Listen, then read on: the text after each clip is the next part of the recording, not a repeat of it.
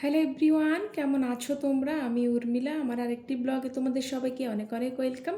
তো সকাল সকাল স্নান দান করে এখন ছেলের জন্য রাগি পরিচ বানিয়েছি। তো ওটা ওকে খাইয়ে দিয়ে তারপরে আমার জন্য লাঞ্চের প্রিপারেশন করব। তাতানকে তো এখন খাওয়াতে গেলে অনেকটা লেট হয়, কারণ ও এখন অনেকটা দুষ্টুমি করে, খেতে চায় না একদম।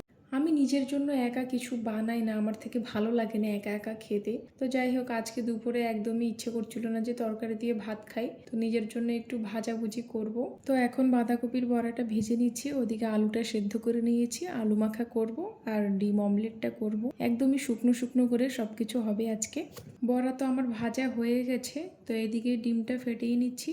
আগে থেকে পেঁয়াজ কুচি করে রেখেছিলাম, তো এখন শুকনো লঙ্কাটা ভেজে নিয়েছি। আলু সেদ্ধ মাখাতে শুকনো লঙ্কাটা না দিলে একদমই ভালো লাগে না, ওই তেলেই ডিম অমলেটটা করে নেব। তো এদিকে মাখাটা এখন করে নিয়েছি। ছেলে তো এখন ঘুমোচ্ছে, তার জন্য আমি সব কিছু করতে পারছি। ওর সামনে আবার ট্রাইপড রাখা যায় না, ও সব ফেলে দেয়, একটা তো ভেঙে ফেলেছে। তো যাই হোক, আজকের লাঞ্চে ছিল আলু মাখা, ডিম অমলেট আর বাঁধাকপির বড়া আর একটা আম।